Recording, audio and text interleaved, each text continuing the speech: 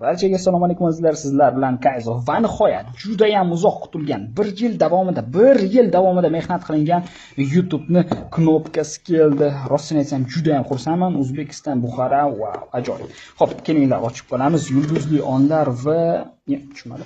Qanaqangidir nimasi bor ekan. Xo'p, xati ham bor ekan. Wow. Mayli, keyin o'qiymiz. Xo'p, va yulduzli onlar desak bo'ladi. Wow, Kayzo deb yozilgan 100 mingta obunachiga.